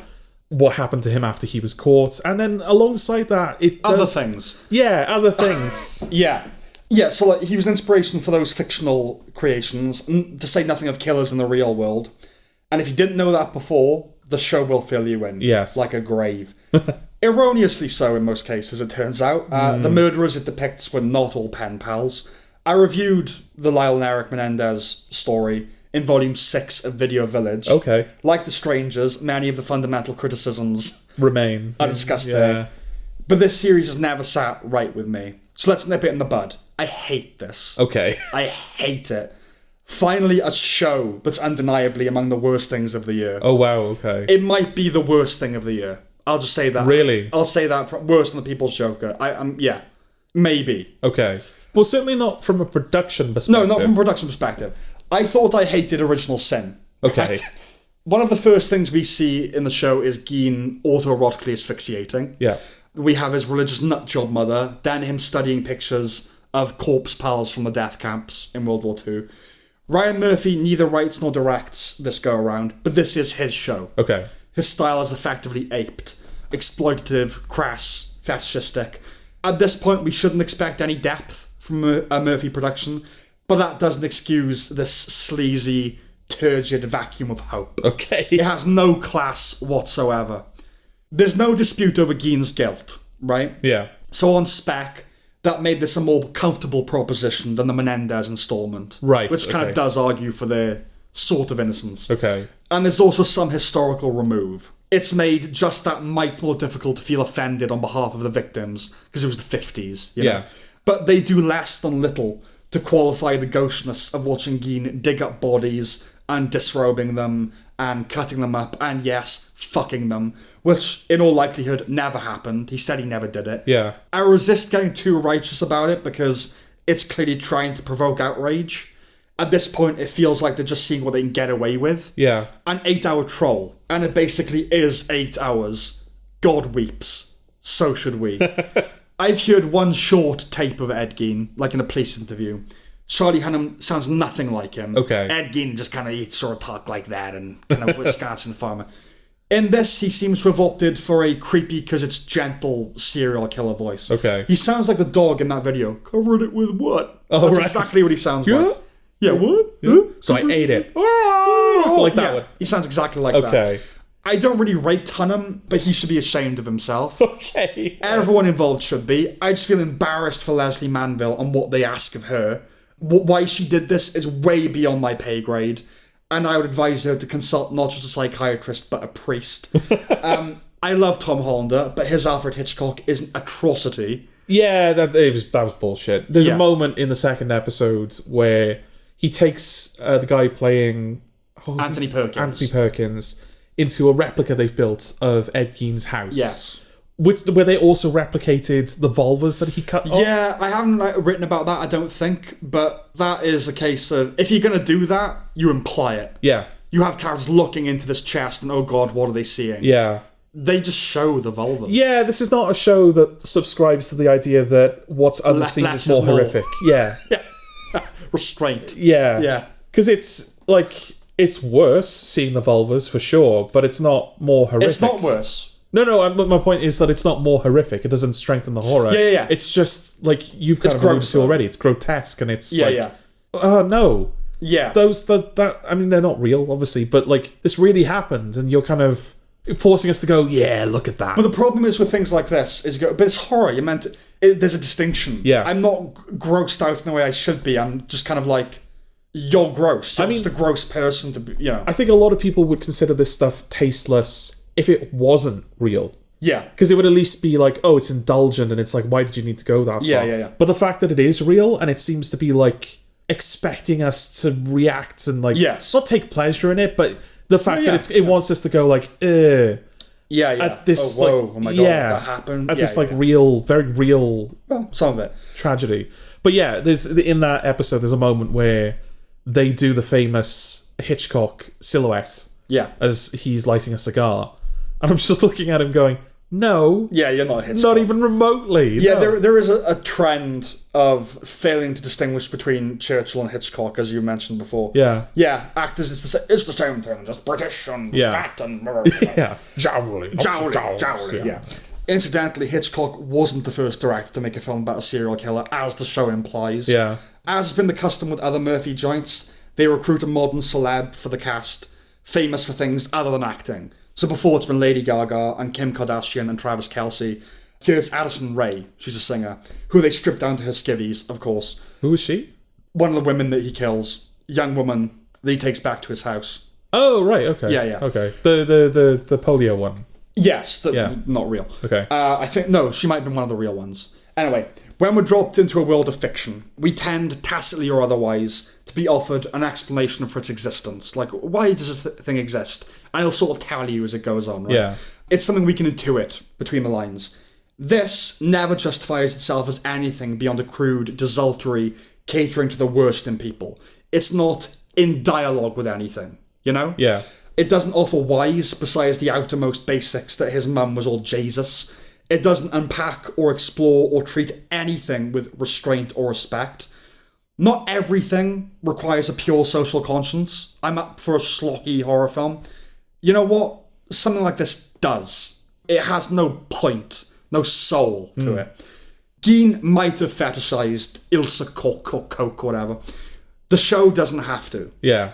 It really didn't have to portray her and all her Nazi doings, not to mention the running of the Jews that Gein hallucinates. But what would usually be a cardinal sin in other things is here reduced to footnote.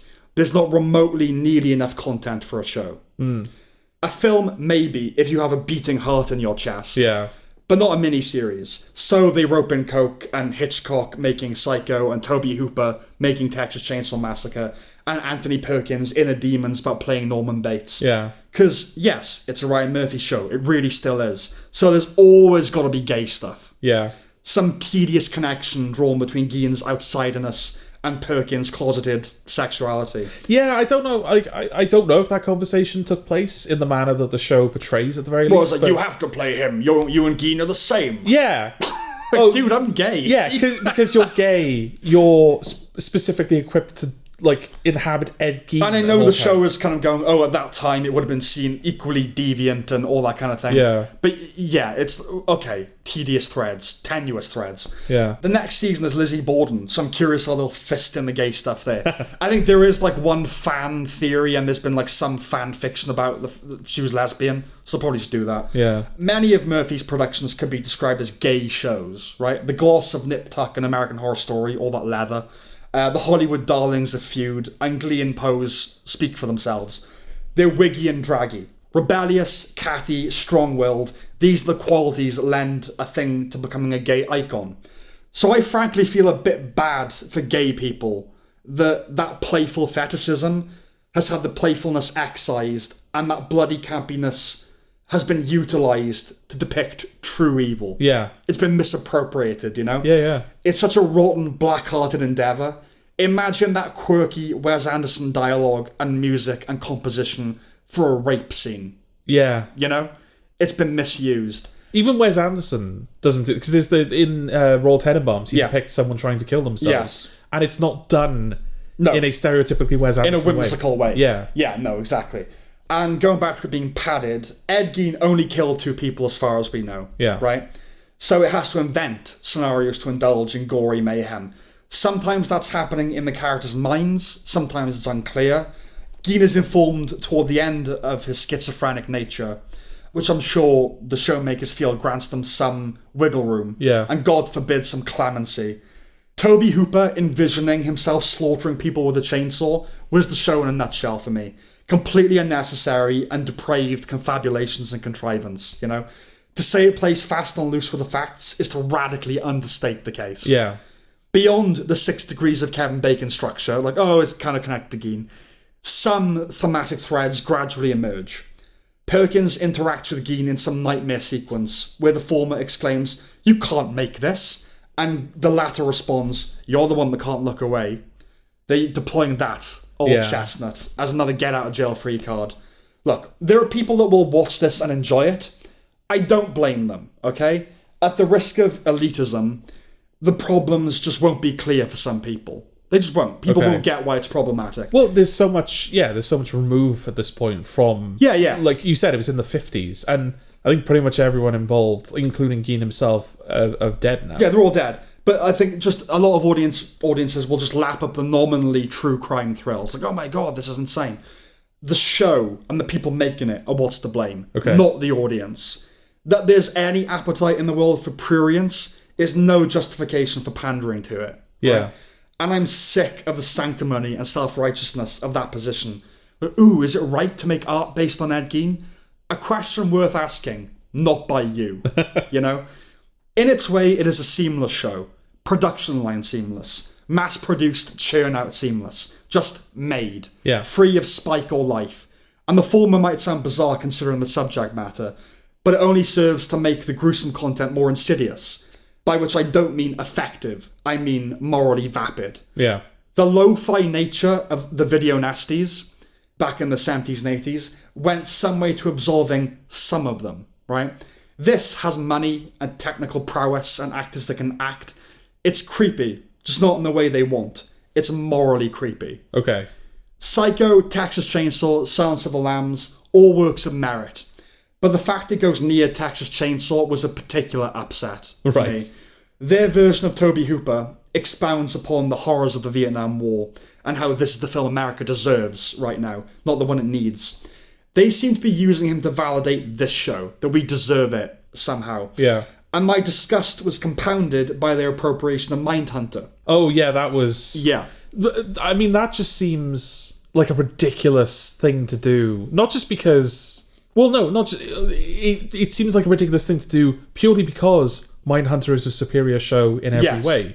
Don't you dare. Yeah, touch it. I mean, I think people on Serialized are generally positive of the show. Oh my God. It's got its people that hate it, but like the reviews, the immediate reviews you see, they all seem to be more on the positive side. Yeah.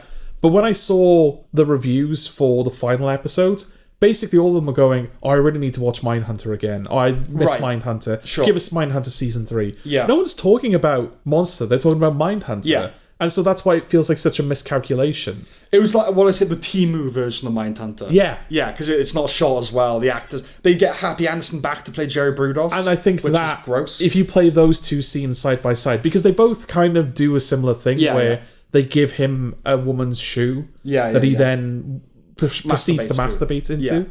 And in Mindhunter, I remember that scene being creepy and unsettling because I think up until that point, he's been fairly cooperative. Yes. And so they give him the shoe as a treat. Yeah. And then he immediately goes off and does something so creepy and insidious to it. Yes. That you're kind of going... It's a moment where you kind of realise, oh yeah, no, this guy's a monster. Yes. I kind of forgot for a moment. Yeah, you're not deriving cathartic pleasure from that. No. You're going, oh God, the people they have to talk to. Well, yeah, it's like a brutal reminder. It's like, oh no, this is actually a terrible person doing a terrible thing. In this is, he's fucking dead bodies, Yeah, whereas in this, the guy is like, oh yeah, I come in these shoes until they're filled with cum. But you can't come in a high heel because the cum falls out. Right. But you come and it's like, dude, this is not creepy. This is just disgusting. You're beaten down by it. It's like, I can't be outraged by, Yeah. But yeah, to me, the fact they did that lent some credibility to my theory that it's all just a big exercise in seeing who they can piss off. Yeah. I mean, I know people liked it, but I was like, oh, okay, yeah, you really are just trying to annoy me. What's that Stuart Lee thing about Jeremy Clarkson? He's either an idiot who believes all the... I don't agree with this, but he's either an idiot who believes all the nasty shit he says, or he's a genius to work out the precise way to annoy me. That's how I feel about this show. Yeah. At the end of it, they try to endow Gein with a dignity and sense of redemption. Now, if we could unserial killerize serial killers with a pill, of course it would be unethical not to do so, right? Everyone has a psychological context they did not design. But come on, man. Yeah. There's a limit to it. He still did that shit. Well, that's the thing. There's I think in one of his final scenes, there's this fantasy sequence where he kind of falls asleep in a wheelchair and he's being wheeled through this kind of like 80s disco. Yeah. It's through like a care home, but it's this 80s disco all happening the serial killers around him. And all these serial killers, they got like Ed Kemper and they've got Brudos and they've got all these people going up to him going, I'm such a big fan of your work. Yeah. I ripped you off. I which copied is you. not true. I mean, some might have been inspired, but like it's... The original title for the season was The Original Monster. Okay. He's not. No. Again, he's like serial killer films were made before him. Yeah. There were serial killers before him. Jack the Ripper. The Ripper's the big one. Albert Fish. Yeah.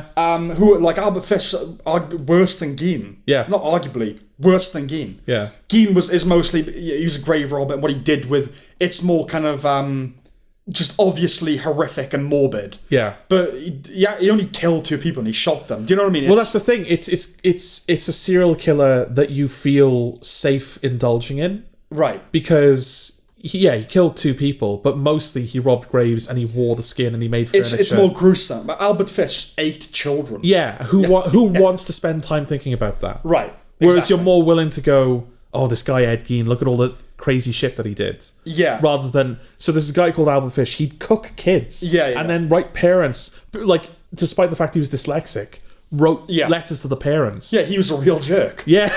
Still McDonald. Yeah. Wonderfully said. But I think that's part of it, is that he's one of the original monsters that I think most people would accept hearing about. Yes. Everyone knows kind of, if you're into true crime, that everyone knows Ed Gein. Yeah. I'll give it like this one moment where he started digging up bodies and someone knocks on his door and he turns around. He's been like dancing in his mother's clothes, and he's got like a skin face on. And I thought, that's a creepy image, an actual creepy image that in something else, but just given, that's kind of the one little thing I'll give it. But it's gross, dreary, tasteless, and boring. Yeah. Cheap in essence, if not in budget. I don't watch any reality TV where I'm sure there are many titans of wickedness, but Monster has got to be among the most immoral franchises on television. Okay. It's a big, loud, evil nothing. Okay. And yeah, I think it's pretty much the worst thing of the year. I hate it. Yeah. I mean, yeah, a lot of people seem to have liked it. I think critics like 17%. This is one of those instances where, the critics are right. Okay. Because critics are equipped to know why it's awful, Yeah. And again, it might sound snobby, but a lot of people, if my mother watched the show, she wouldn't really get why it was an immoral show. Well, I think it's because a lot of people will just take the show at face value. At face value, and like, yeah, that. So when you've got that scene where Ed Gein is raping a corpse, yes, they'll be like, "Oh, that's terrible." Whereas you're looking at that going, "Well, that's not. We don't even know if that's real." Yeah, we have no reason to believe it did happen. And the show is not, because the show does present sequences where Gein's schizophrenia is clearly causing him to hallucinate. That is not one of those scenes. I think we're supposed to believe that is happening. Yeah, and people go like, "Oh, what? So you're going to take his word for it because he said he never did it?" It's like, yeah, actually, like because they said to him, and even if we don't. Even if we're like willing to go, all right, maybe he was lying. Yeah. In fact, it probably was lying, because why would you want to admit to something like that? Why is it the place of the show's creators to go, oh no, we think that he did, and on what evidence? And we're going to depict him doing that? Yeah, graphically. Yeah, and like, was it good for you? What is this? Yeah, like what kind of thing would you have to be to go, oh yeah, we're not actually going to show him having sex with a dead body, right? Like that belongs in, like, I've seen, some horrific shit in real life and in films. There's like a Spanish movie where it's a guy he works in a mortuary and he's cutting up a body, and they show it very graphically, and then he fucks it, and like, it's gross. It's like a short film. One of those forgotten, hidden. Have you ever seen that iceberg meme where it's like at the top? Yeah. It's and the bottom it's actual footage of children being killed, and that's what this is like toward the bottom. Yeah, that's where that stuff belongs. Niche corners of the internet, like 90s Spanish short movies. Yeah, this is like a Netflix well-funded. Like, what are they doing? Yeah, and I don't know. Like Gein's response to that question, because like I got to ask you, Ed, did you have sex with the bodies? It's still damning. He says, I couldn't. They smell too bad. That to me implies I would have done. Yeah. Yeah. It's not, oh my God, what? No, why could you even suggest such a thing? He wasn't outraged by the question. He said, no, it made me feel sick. They smell too bad. Yeah. That's still damning and creepy. That's creepier than him. Did you have sex with them? No, I couldn't. They were too creepy. They were too creepy. they smell too bad. Dude, that's worse than watching the guy fuck, So, awful, hideous shit. Okay. Yeah, I don't know what to say about it. Yeah.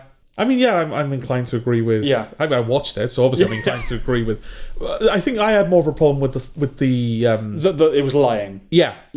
Because that's a different conversation, I think, to, like you said, the show being morally creepy. Where that's part of why it's morally creepy. No, but this is my point: is that the discussion about like what merits is there to depicting these kinds of things as graphically as the show is depicting them, and like what duty does the show have to telegraph when it's leaving the bounds of known reality? Yeah. Because I'm probably going to be reviewing on a later episode The Hack, which is a show that I'm watching with my mother at the moment.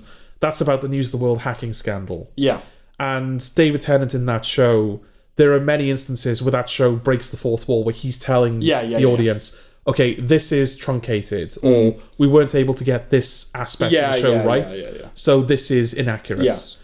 Obviously, they have to do that because it's an existing, it's in recent history. It's all like legally, they probably have to say, we're lying to you right now, or we're truncating the truth, or we've changed these details for dramatic effects. Mm-hmm. And I guess because this was in the 50s, they don't have to do that. Yeah. But yeah, surely the show has a duty to go, this is speculative. Yeah. We only know... do. But they think they do by going, oh, there's no difference between your fantasy life and your real life. And yet, that's their version. And yet the show, everything that the show is depicting it's depicting with this air of this happened. Yeah. Even those fantasy No, it's sequences. the cake and eating it thing again. Yeah, when he's like interacting with Ilsa and the ham radio episodes, which I can see that being like that's the episode you nominated at the awards and everything like that. But that's all being depicted as like, oh, this is happening, even though it later goes, oh, maybe it didn't. Or in that case, it definitely didn't. We're not supposed to know for the most part. No, it doesn't tell you the difference between... Yeah. Like, think of the sequence where he kills the 2 victims that he actually killed, and the sequences where he like cuts those men up with a chainsaw in the snow. Is there anything different about the way those scenes are... No. The final... and the end the episode on it, implying like this was his next big thing. Yeah. The show ends with him running through a graveyard with a chainsaw. Yeah, but he's dead at that point. Yeah, I know, it's elegiac. But again, it's presented as like this, and off he goes into the afterlife. Yeah, no, it's weird because like he's stopping a kid from like destroying his grave. Yeah. It's basically going, look, he had no choice, he's Ed Gein. He was a schizophrenic. That's true of everybody. Yeah. But dude, how much, like, where do we draw the line where we just kind of, not romanticize, but portray them sympathetically? Yeah.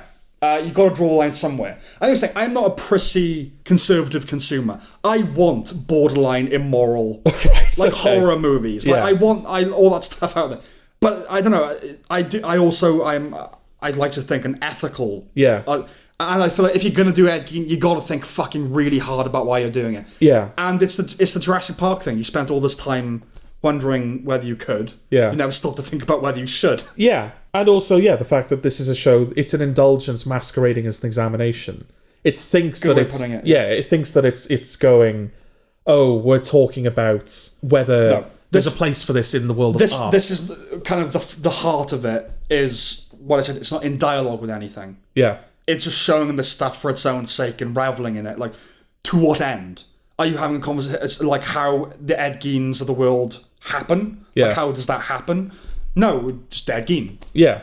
I think because they show Psycho and because they show Texas Chainsaw, weirdly they don't show Silence of the Lambs. And it's not as if they didn't have time for that. I was thinking like I didn't have the rights to that, did they? Yeah. Because they show Buffalo Bill, that scene where he slots his dick between his legs. Yeah. But they reenact it. Yeah. And they reenact Psycho and Texas Chainsaw 2, but we do also see real films there.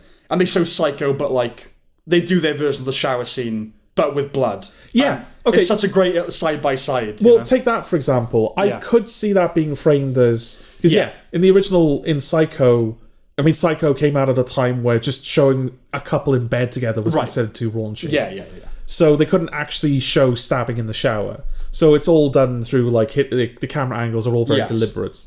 But it was something that an audience... Like, shocking. It was shocking at the time, In this show...